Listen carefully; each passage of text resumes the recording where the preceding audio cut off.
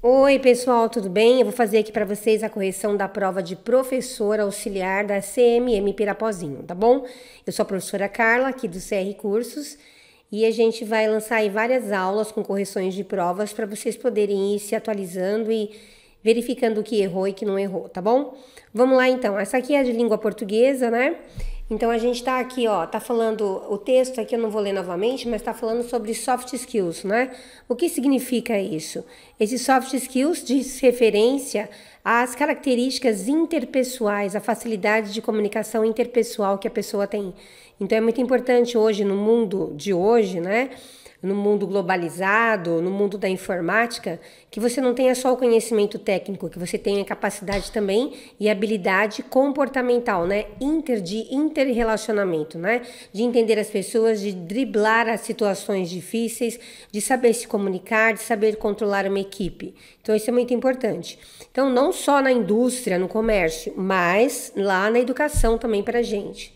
Então, o texto fala sobre isso aí. Aí vem a primeira questão, tipologia, né? Ele está falando de tipologia textual. Então, ele diz assim, esse texto aí, ele é o quê? É uma descrição, injunção, exposição, argumentação? Primeiro, gente, para ser uma descrição, ele tem que ter descrições em todos os parágrafos. Então, ele descreve coisas, ele descreve temas, né? Então, é descrição mesmo. A casinha verde que se quebrou em pedaços pequenos e amontoados, isso é uma descrição. Agora, injunção, ó, é bula, receita de bolo, manual de instrução, isso é injunção, tá bom? A exposição é quando eu exponho um assunto mostrando coisas novas, explicando conceitos novos. Não é o caso desse aqui. Agora, a argumentação é quando eu exponho, eu estou expondo e ao mesmo tempo eu vou argumentar, querendo mostrar para você que aquele é o correto, que aquilo é o bom, que aquilo é o que você tem que fazer. Então, eu tento usar de convencimento. Esse é o caso do nosso texto, tá? Então, o nosso texto aqui, ó, ele é argumentativo, certo? Continuando. Aí ele fala, assinale as seguintes afirmações. Soft skills incluem habilidades de liderança e pensamento crítico? Sim. Né? Pessoas que sabem lidar com um trabalho em equipe e têm uma boa comunicação? Sim. Contribuem para a harmonia do ambiente de trabalho? Sim. Então, aqui são todas, tá bom? Continuando. Ele colocou aqui um trecho, né? E ele quer que você reescreva. Então, presta atenção. Como a tecnologia tem otimizado processos, que até então eram realizados apenas por pessoa, é esperado que os profissionais tenham conhecimento que perpassem os técnicos e coloquem em prática. Então, olha aqui, ó, ele colocou um como, certo? Toma bastante cuidado. Se ele colocou um como, você tem que saber o como é o quê? Bom, a palavra como é uma conjunção, certo? E ela pode ser causal, se você conseguir trocar pelo porquê, tá? Então, como fui à escola, como estava chovendo, fui à escola. Quer dizer, por que estava chovendo? Ele também pode indicar comparação.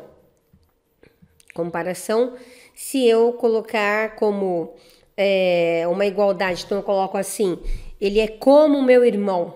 Então, como meu irmão quer dizer igual a um irmão que eu tenho, né? Quer dizer tal e qual meu irmão. E ainda pode ser uma conformidade, conformativo, que é quando você troca pelo conforme. Então, fiz como você pediu, quer dizer, conforme você pediu. Então, aqui, ó, como a tecnologia tem otimizado processos que até então eram realizados apenas por pessoas, é esperado que os profissionais tenham conhecimento. É esperado que os profissionais tenham conhecimento porque a tecnologia tem otimizado processos. Então, esse como é um porquê, ou seja, uma conjunção subordinada adverbial causal. Portanto, você tem que procurar conjunções da mesma família. Então, tá aqui, ó, o porquê é a mesma coisa que uma vez que. Uma vez que a tecnologia tem otimizado, ó, visto que tem otimizado, à medida que não. à medida que é proporcional, não é causal. Agora, o já que é causal. Porque, já que, visto que e como são todas causais. Então, a única, né, que tá fora seria essa daqui, tá bom? Continuando. Aponta que para se manter no mercado. Para se manter no mercado. Olha, para se manter é uma oração completa. É para que se mantenha, né? É aqui, ó. É o para que. É que essa oração aqui é reduzida de infinitivo, né? Para se manter. É uma oração reduzida de infinitivo. Então, se ela tivesse na forma completa, ela estaria para que se mantivesse no mercado, né? Essa oração aqui, o para que, ele indica finalidade. Ele é uma oração subordinada adverbial final. Portanto, ele indica finalidade. Então, o pessoal que estuda aqui comigo, a gente estuda isso no início, né, das aulas, falando sobre advérbios e tal. Então, se eu coloco lá, para estudar, vim aqui, para estudar, vim para estudar. Para estudar é a finalidade. Para que você veio aqui? Para estudar. Qual a finalidade? Então, para estudar, esse aqui seria uma locução adverbial de finalidade. Agora, se eu coloco assim, para se manter, já é uma oração, seria um para que, né? Se eu colocar um para que, então não vai ser uma locução, vai ser uma conjunção de finalidade, tá bom? Então, aqui no caso é a letra B de barriga. Ao afirmar, os colaboradores precisam ser tolerantes ao estresse. Ele quer dizer o quê? Tolerantes. Quer dizer que você pode estar super estressado, nervoso, querendo matar um, mas você se controla e aceita a situação, ou seja, resiliência, tá bom? Continuando aqui, ele tá falando aqui sobre a vírgula. Olha, gente, essa questão, na minha opinião, cabe recurso, tá? Porque assim, olha, a vírgula tem vários casos, várias regras, tá? Então, fala-se sobre o que você pode fazer, o que você não pode, que é obrigatório e o que não é. Acontece que aqui está escrito assim, ó, aponta que as organizações que treinam a comunicação e a resolução de problemas aumentam a produtividade e a retenção de talentos industriais. Tá, ele colocou uma vírgula aqui, ó. As organizações que treinam a comunicação e resolução de problemas aumentam a produtividade e a retenção de talentos em 12%, e o retorno desse investimento para a empresa é de 250%. Então, vamos ver aqui, ó, ele coloca uma vírgula aqui, né? Então, veja bem, ó.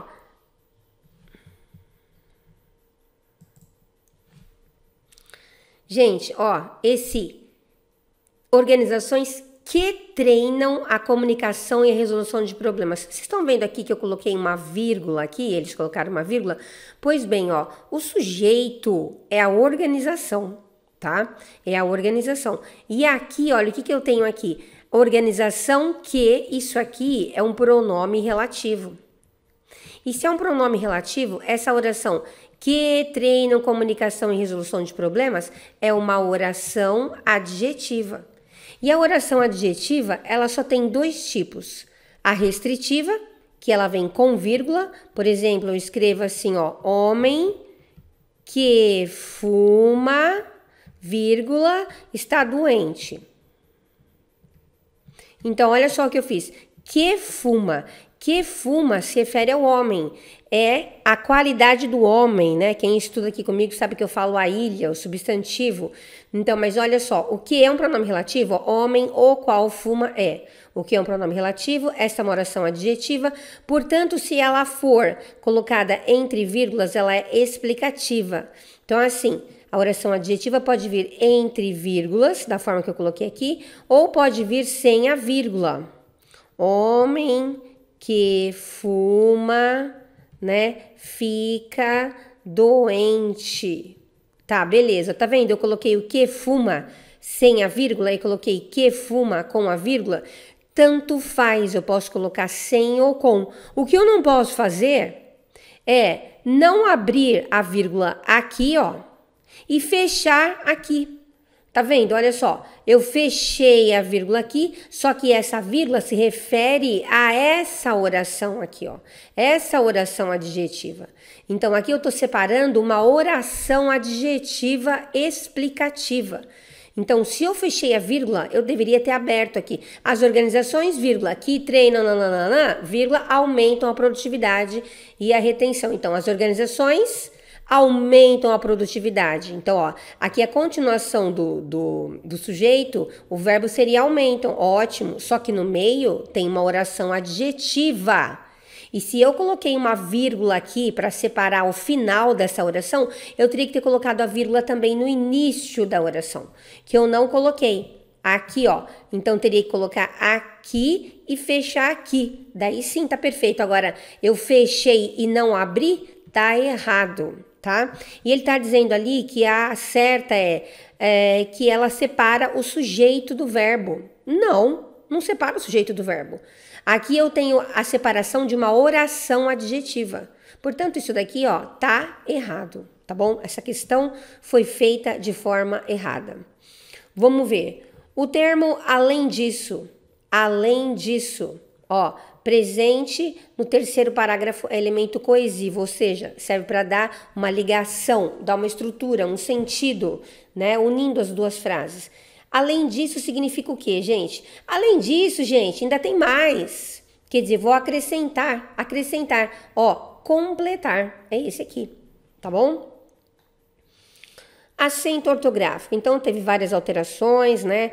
A palavra ideia não tem mais acento, porque as palavras que têm o ditongo aberto, el, oi e el, né? Ei, oi, el, esses aqui, eles são ditongos abertos. E se eles caem numa paroxítona, agora... Então, se a palavra é paroxítona, tipo essa daqui, ó. Olha aqui, ó. Vou separar 1, 2, 3. Essa é a oxítona, essa é a paroxítona, essa é a pro. Então, aqui, heróico. Essa aqui é a mais forte, então ela é paroxítona. Só que é uma paroxítona com ditongo aberto. Não tem mais acento. Caiu o acento do ditongo aberto na paroxítona, tá? Então, aqui ele tá dando um exemplo ali em cima. Pois bem, tá, então ele tá falando, qual foi a outra palavra aí que com acordo tal, perdeu o acento? Beleza. Qual foi? Foi essa daqui, ó. Olha, esse aqui é o verbo prever, tá? Prever é um verbo derivado do verbo ver. E o verbo ver é assim, ó, no plural fica veem. Assim como o verbo crer, o verbo dar e o verbo ler. É o credelever. Credelever dobra o E, mas não tem mais o acento circunflexo. Caiu, tá? Então, é esse aqui. Continuando aqui. O acento gráfico na forma flexionada do verbo ter, na frase, as máscaras têm, justifica-se por ser diferencial. Das frases abaixo, tem palavra com acento diferencial, indicativo. Olha, primeiro, isso aqui não é um acento diferencial, né? Isso aqui é uma particularidade do verbo ter. O acento diferencial é somente para o para. Então, é assim, ó. O verbo parar, antigamente, tinha um acento. Para na rua. Eu vou para casa. Essa preposição não tem.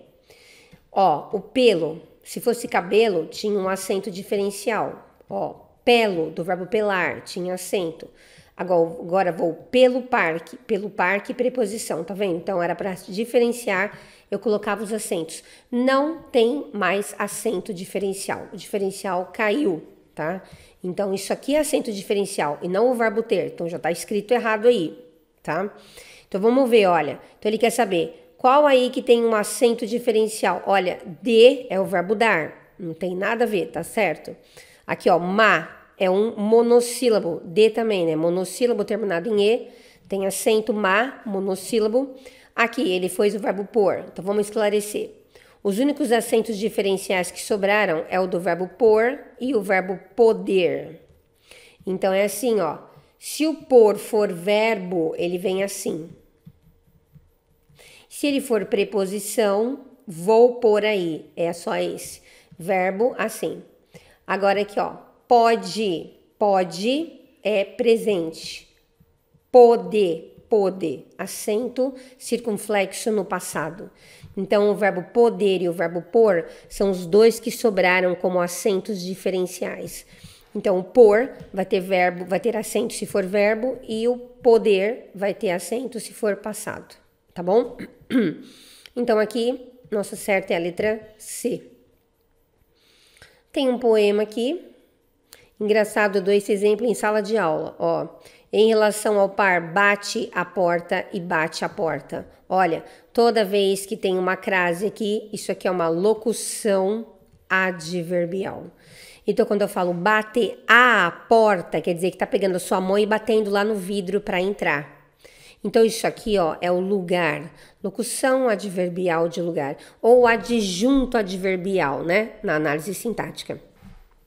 Agora, bate a porta sem o acento aqui da crase, significa o quê? Quem bate, bate o quê? É um VTD. Verbo transitivo direto. Portanto, isso daqui passa a ser o objeto direto. Então, olha, bate a porta com crase é o adjunto adverbial de lugar. E bate a porta sem crase é o objeto direto. Assinale o par em que não há diferença de significado, né? Quando você troca o acento aí. Vamos ver? Chega à noite. Isso aqui é o advérbio, né? É o tempo. Locução adverbial de tempo. Agora aqui não. Chega. Se chega, chega o quê? É um VTD. À noite, objeto direto. Então, aqui tá diferente. Cheire a flor. Quem cheira, cheira o quê? Você cheirou o quê? A flor, objeto direto. Agora, cheire a flor. Isso aqui é o modo como você está cheirando, né? Você está cheirando a flor. Então, esse é o seu tipo de perfume, vamos dizer assim, tá bom? Então, isso aqui é uma locução adverbial, ou seja, um adjunto adverbial. Matar a fome.